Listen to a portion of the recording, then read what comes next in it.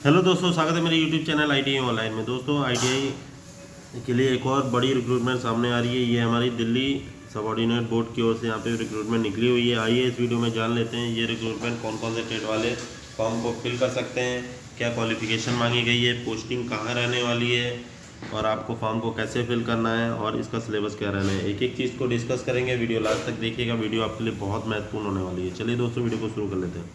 सबसे पहले मैं आपको डिपार्टमेंट बता दूं, ये गवर्नमेंट ऑफ इंडिया की तरफ से रिक्रूटमेंट है दोस्तों। Delhi subordinate service selection board, यानी कि दिल्ली में जितनी भी जॉब्स होती है सब सेंट्रल गवर्नमेंट की होती है।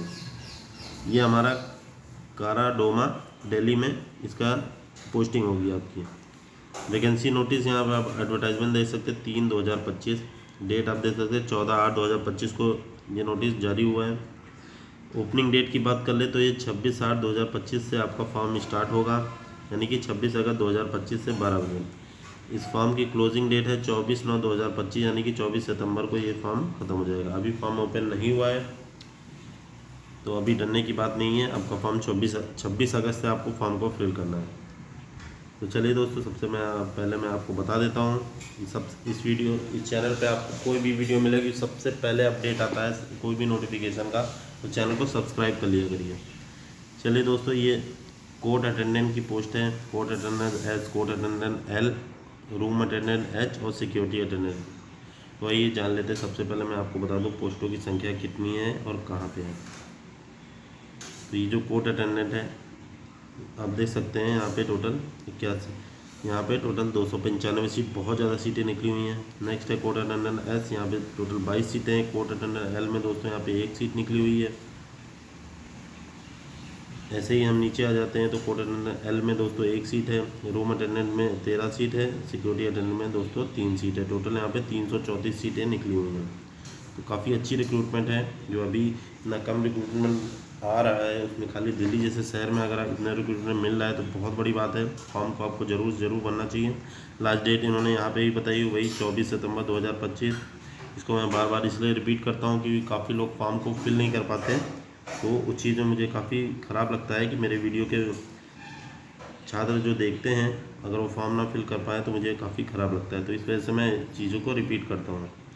तो चलिए देख लेते हैं। सबसे पहले पोस्टों की संख्या मैं आपको बता देता हूँ। यहाँ पे court attendant S, court attendant L, ये सभी का पोस्ट कोड आप 801-25 है। नेम ऑफ डिपार्टमेंट, यहाँ डिपार्टमेंट देख लीजिए दिल्ली हाई कोर्ट, तो ये पोस्टिंग आपकी हाई कोर्ट में रहने वाली है। नेम ऑफ पोस्ट है, हमारा पोस्ट का नाम है कोर्ट अटेंडेंट का। सीटों की संख्या UR में 81 है, OBC में 95 है, 23 सीटें SC की, 32 सीटें ST की, रेलवेज की 64, टोटल 295 सीटें। ऐसे ही अलग अलग कैटेगरीज में डिवाइड किया, अपनी कैटेगरी आप चेक कर सकते हैं।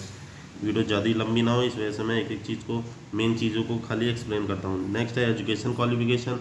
तो यहाँ पे आपको 10th पास होना चाहिए और इक्विवेलेंट फ्रॉम रिकग्नाइज बोर्ड और इंडस्ट्रियल ट्रेनिंग, यानी कि 10th पास है तभी आप फॉर्म को फिल कर सकते हैं। अगर आपने 10th प्लस ITI भी किया हो तभी आप फॉर्म को फिल कर पाएंगे।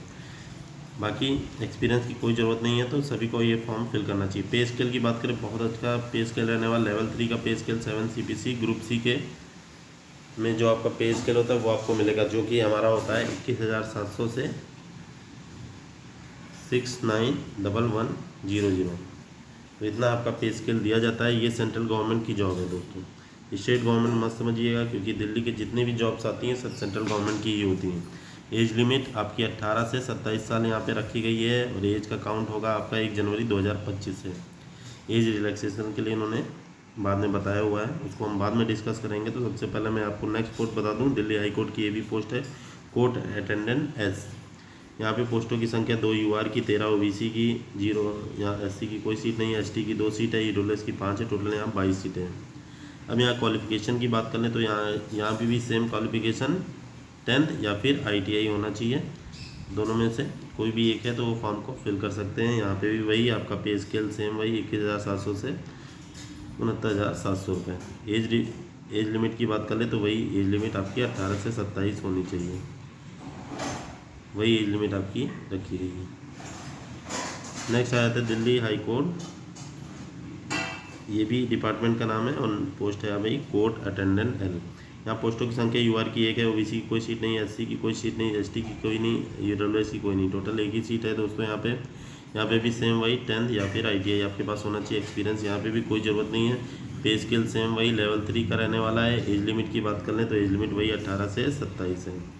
तो वही सेम चीज़ें हैं। वही कोई ये रूम अटेंडेंट का है दोस्तों है, यहाँ पे भी वही सेम ITI या फिर 10th दोनों में से कोई भी है तो आप फॉर्म को फिल कर सकते हैं। 10th वाले भी आप फॉर्म को फिल कर सकते हैं। UR यहाँ पे कोई सीट नहीं है, 11 सीट है OBC की, SC ST कोई सीट नहीं है, 2 EWS की है, 13 सीटें टोटल निकली हुई है।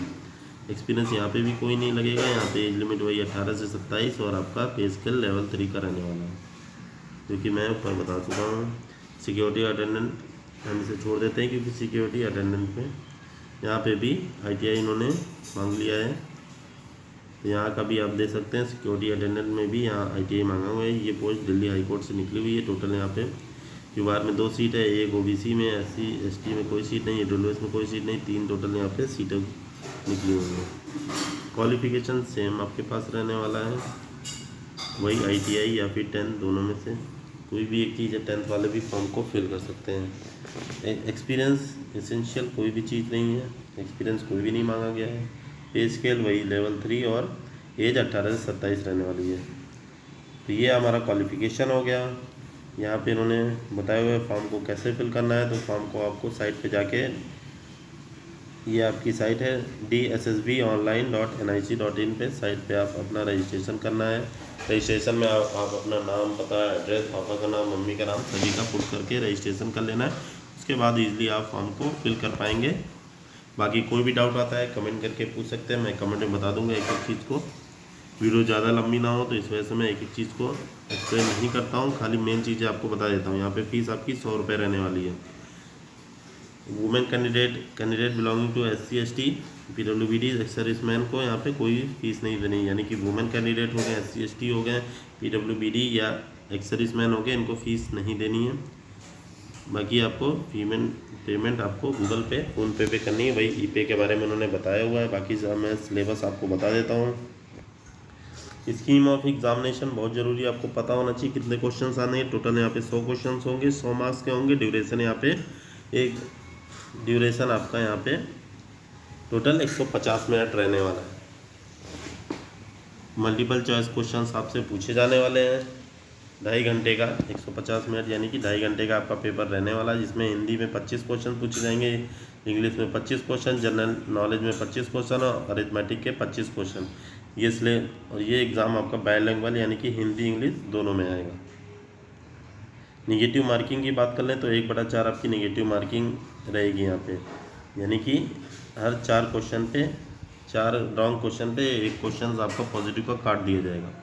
UR को 50 नंबर लाने होंगे। अगर 50 से कम होते हैं 100 में से, यानी कि 50% से कम मार्क्स लाते हैं तो आपको फेल कर दिया जाएगा। ऑटोमेटिक आपकी कॉपी नहीं चेक की जाएगी अगर 50 से कम नंबर है, तो आपको कैंडिडेचर वहीं ख़त्म हो जाएगा। SC ST OBC NCL EWS के लिए 45 मार्क्स लाना अनिवार्य है। नेक्स्ट आपका सेकेंड स्टेज में यहाँ पे इंटरव्यू होगा। ये इंटरव्यू के लिए कोई मिनिमम मार्क्स नहीं है, इसमें आपको नॉर्मल इंटरव्यू होगा। इसमें नॉर्मल क्वेश्चन पूछे जाएंगे, 15 मार्क्स आपको दिए जाएंगे। इसमें पास होने का कोई क्राइटेरिया नहीं, कितने नंबर लाएंगे तो आप पास ही हो जाएंगे। तो इंटरव्यू को थोड़ा सा अच्छे से करिएगा। बाकी चीज़ें मिनिमम क्वालिफिकेशन, टायर 1 वही चीज़ इन्होंने यहाँ पे एक्सप्लेन की हुई है जो मैंने आपको ऊपर बता दिया है। बाकी कोई भी डाउट आता है कमेंट करके पूछ सकते हैं। बाकी इसमें वीडियो में कुछ भी बताने लायक नहीं था, जितना बताने लायक था मैंने आपको बता दिया है। वही चीज़ों को यहाँ पे बड़ा करके उन्होंने एक्सप्लेन किया। वीडियो अच्छी लगी तो प्लीज़ एक लाइक और चैनल को सब्सक्राइब कर लीजिएगा। कोई भी डाउट आता है कमेंट करके पूछ सकते हैं। मिलते हैं नेक्स्ट वीडियो में। ओके, जय हिंद।